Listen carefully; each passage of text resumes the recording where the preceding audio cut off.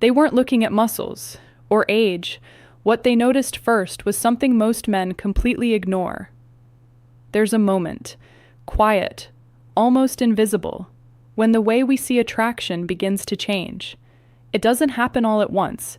It isn't announced. But somewhere along the years, something shifts. We recently had conversations with hundreds of women who had lived, experienced, loved, lost, and grown through decades of life. And we asked them a simple question, a direct one. When you notice a man over the age of 60, what do you actually see first? There was a pause. Some smiled, some laughed softly, and many of them said the same thing in different ways. Most men are guessing completely wrong. Because when men try to answer that question themselves, they often fall into the same pattern. They think about height, about shoulders, about muscles, about the kind of physical traits that matter so much in youth. But the women we spoke to weren't thinking about any of that. Not really, because after a certain point in life, attraction stops being about comparison and starts becoming about truth. One woman said something that lingered long after the conversation ended. She said, "I'm not looking to see how young a man looks anymore. I'm looking to see if he still feels alive." And in that single sentence, everything changed. Because what these women were describing wasn't surface-level attraction. It was something deeper, something quieter, something that speaks long before words ever do.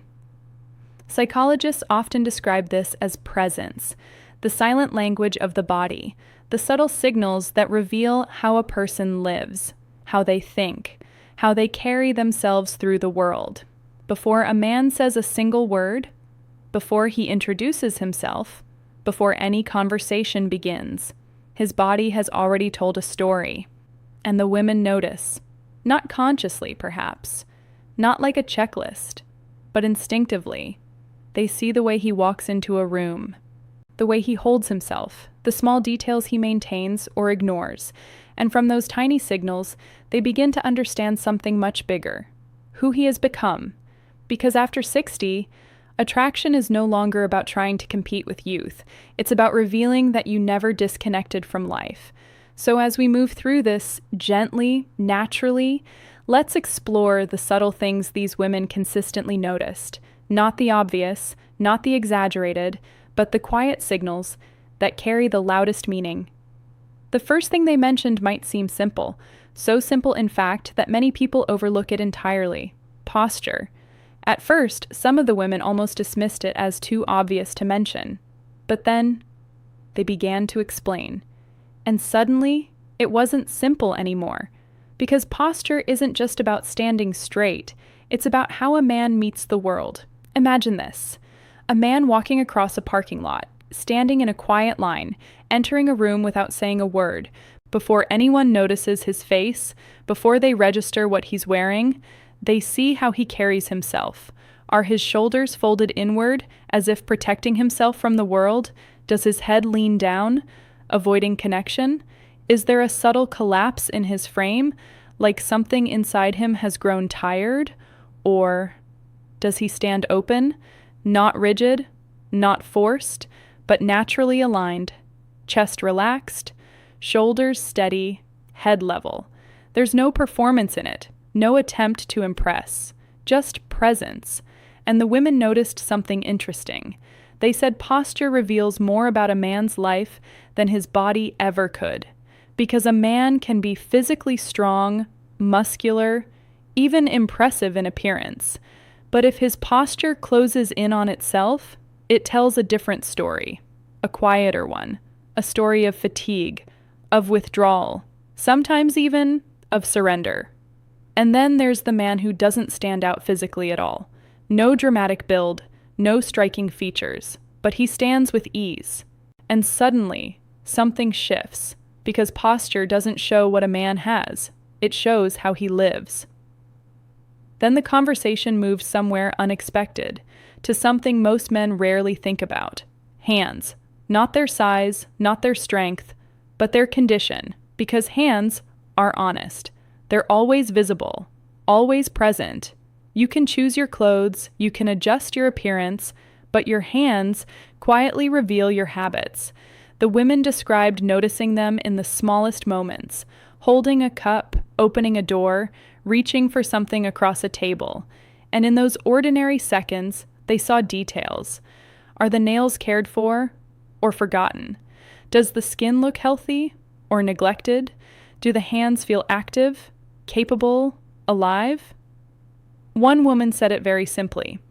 Hands tell me if a man still pays attention to his life, not in a dramatic way, but in the small, consistent choices, because after a certain age, it's not about perfection, it's about effort. A few moments of care each week, a quiet awareness of self. And strangely, hands that show signs of real work were often seen as deeply attractive, not polished, not perfect, but real. Calluses, texture, strength built through living. They told a story, and the women listened. Then came something that surprised almost everyone, the neck and the jawline. Not because they expected perfection, but because this area quietly reflects discipline. As time passes, the body changes. That's natural, that's human. But what the women noticed wasn't the change itself. It was how a man responded to it. Some men slowly let go. They stop paying attention. They stop adjusting. They disconnect from their physical presence. Others continue, not obsessively, not perfectly, but intentionally. And even small efforts create visible differences.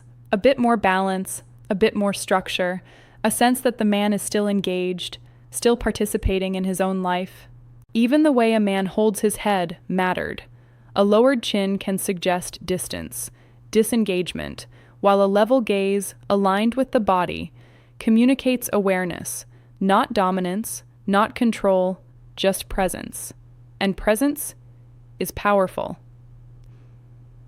Then something even more unexpected emerged. Forearms, not the chest, not the shoulders, but the part of the body that quietly appears in everyday life, rolling up sleeves, carrying something, reaching forward.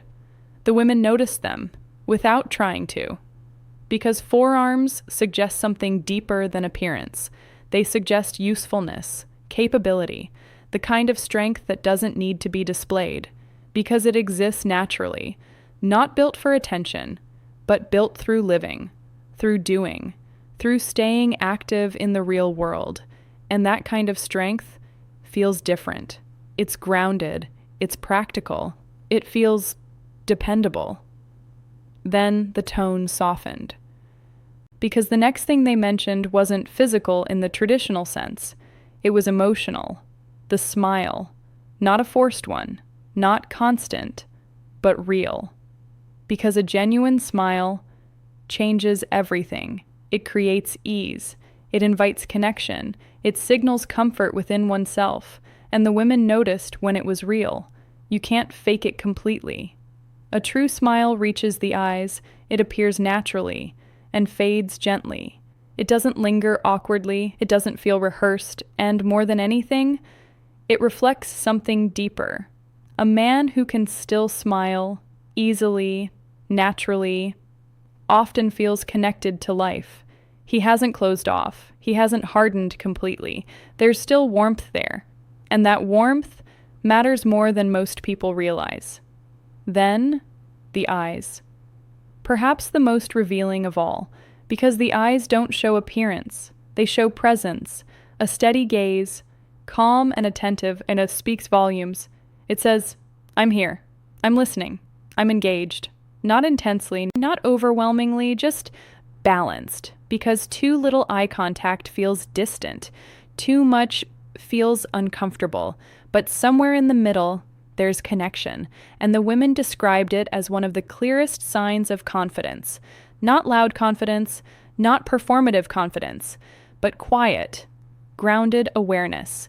The kind that doesn't need to prove anything. It simply exists. And in the eyes, you can see whether a man is still curious, still interested in the world, still awake.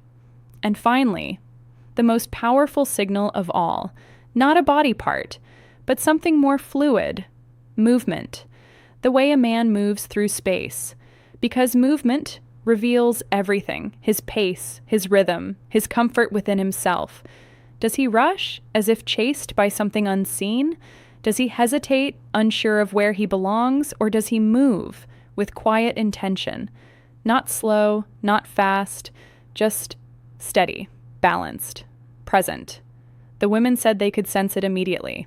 Not consciously, but instinctively, because movement reflects mindset. A man who moves with calm control often feels grounded. He isn't trying to impress. He isn't trying to disappear. He simply exists, fully, in the moment. And that creates a kind of quiet authority. Not dominance, but stability. And stability feels safe.